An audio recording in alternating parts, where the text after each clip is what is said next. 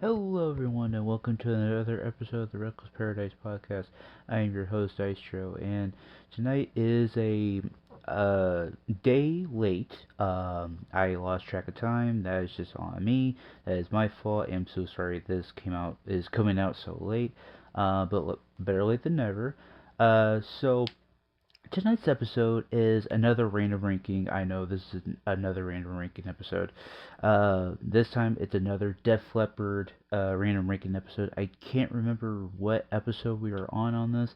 I will probably put it in the description after this. But I could not do any notes on this because I just lost track of time and all that stuff. But I have it in my head what I wanted to put where and what. So let's just dive on into this. So at number 10, oh, and I also have Marissa's random ranking as well. So I'm probably going to be, going back and forth with it on my and her end. So yeah, let's just get right into this. So for number 10, we're gonna be starting off hot. It is called Lifeless. I put this at the bottom of my list as well. I'm pretty sure that we both have the exact same list here, which is kind of shocking, but it's not shocking at the exact same time. I think this one is just like one of those songs where it's just like it's not the best song in the world, but with random rankings how they go, it's like 10 being the worst, first being the best. You know how this goes. But yeah, the Lifeless. I can't remember like what album it's off of. It's probably gonna be told by me in the comments or on Reddit or whatever. Um, but yeah, so it's not the best song in the world, but we tolerate it here. On to number 9. Tear It Down, a classic in our eyes here.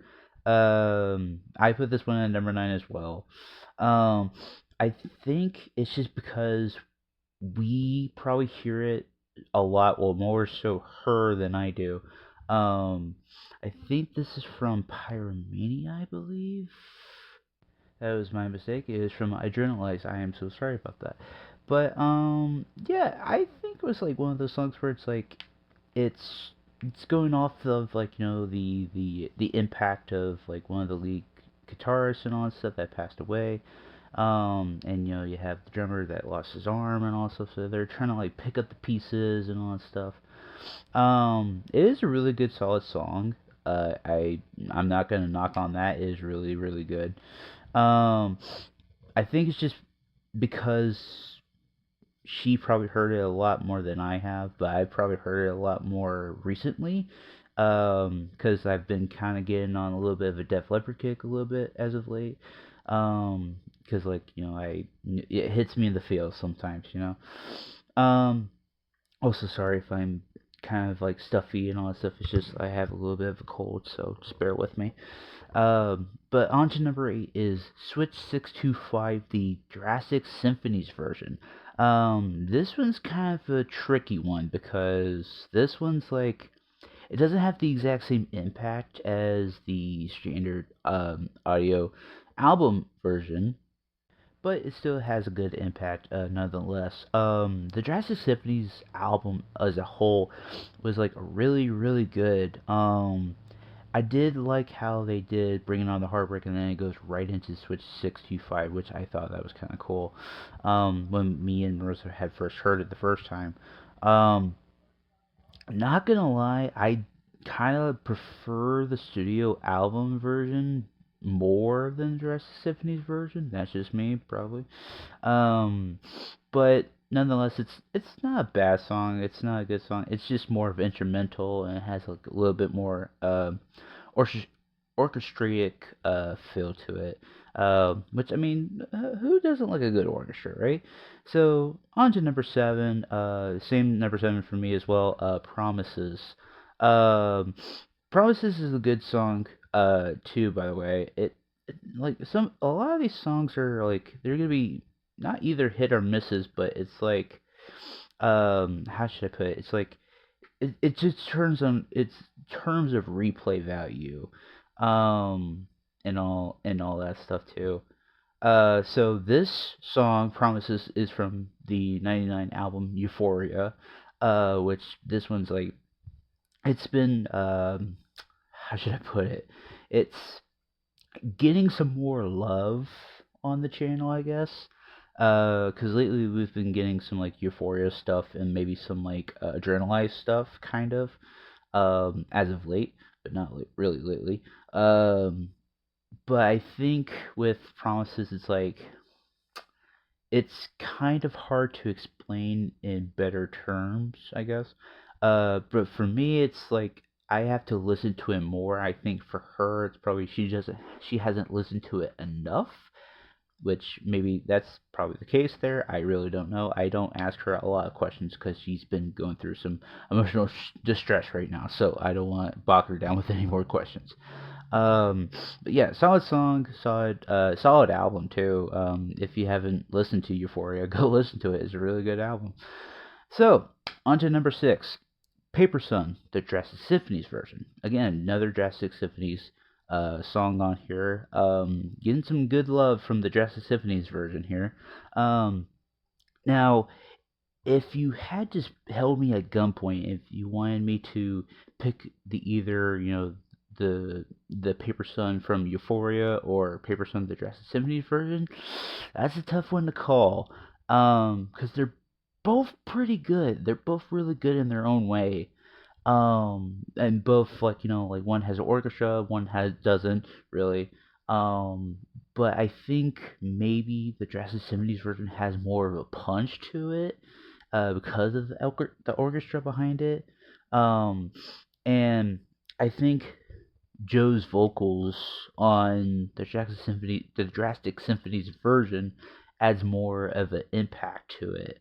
And if you don't know the whole story behind Paper Sun, go look at it because it's like a really a tough subject. It's one of those things where it's like, it's like, oh, it's like this like very cool song. It's like, but then when you listen to the lyrics and you see the meaning behind it, it's like, oh wow, like that's just crazy. Um, but yeah, I actually kind of agree with Marissa on this one. It's like, again, this is probably gonna be the exact same list. So, um, yeah, Paper Sun number 6. That's a good spot. So now, on to number 5, Stage Fright. I'm thinking this one's from Pyromane. I could be wrong on this one too. Um, Stage Fright is it's like kind of like, I don't want to like say it's like a feel good kind of song. It's not really a good feel good kind of song, but it is from Pyromania. Um, and I think it's about it's about groupies and all that stuff, all that stuff like you skate on ice to paradise, stairway to the stars, stage fright all night, you won't let go. Won't won't you let go?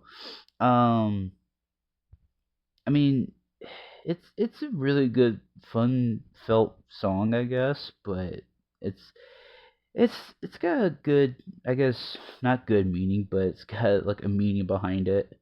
So yeah. Alright, so now on to number 4. This is Lady Strange. This is from the 1981 album High and Dry. I would say this is kind of like the prototype album to their success, I guess. But, to each their own.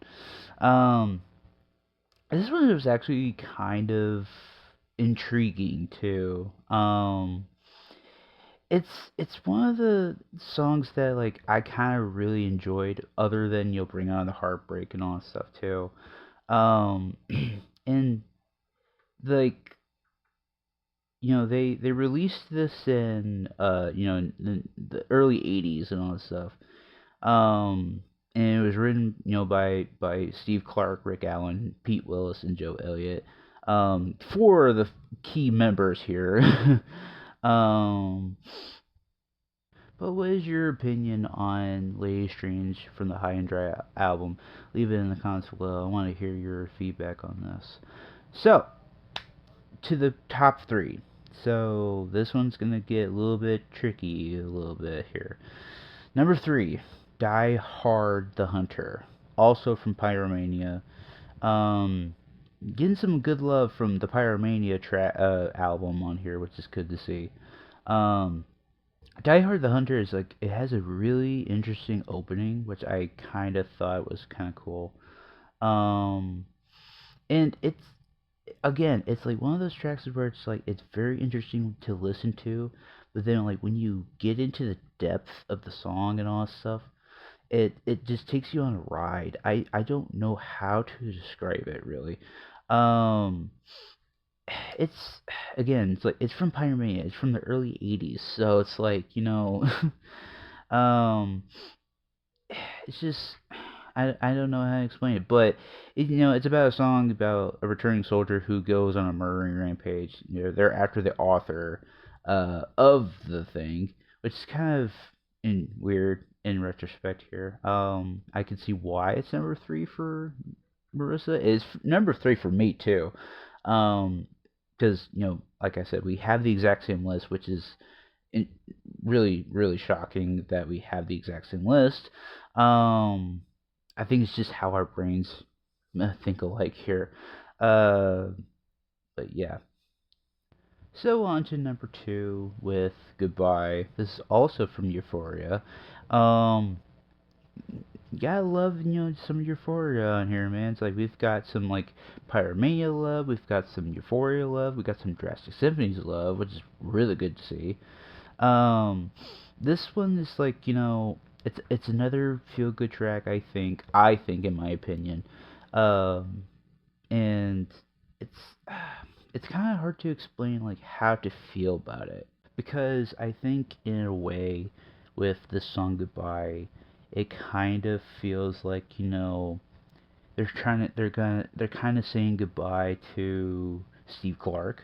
But you could also say, like in the Adrenaline song "White Lightning," um, they're also like paying homage to Steve Clark, who passed away during the production or before Adrenaline was out.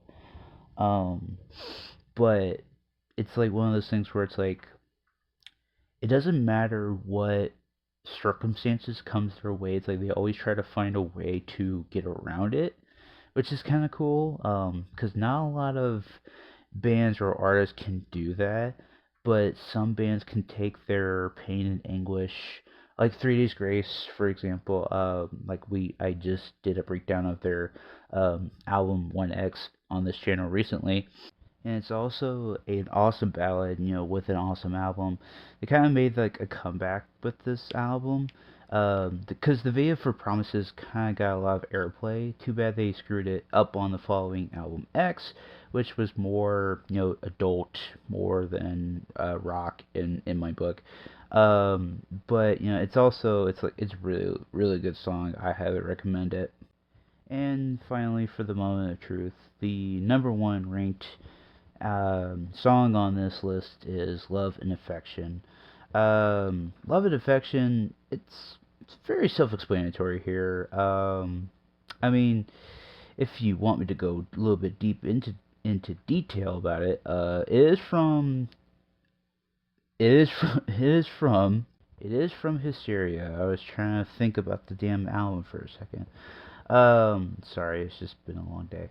But, you know, this song, it's like I said, it's very self-explanatory because it's about, love and like dealing with like, behind a or trying to describe the feelings or lack thereof behind a lustful one night stand, asking the partner if they can forego romantic feelings and tap into more instinctive desires.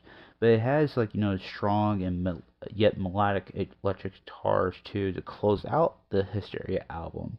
It is a really good closer. I will give it that. Um, but it's like I think it has like more meaning behind it too. It's like it is really good on repeat too. And it is also a ballad, as like some people will probably say. Um, and it's some person said like this is okay song. It's not the greatest, but what the hell is he talking about though?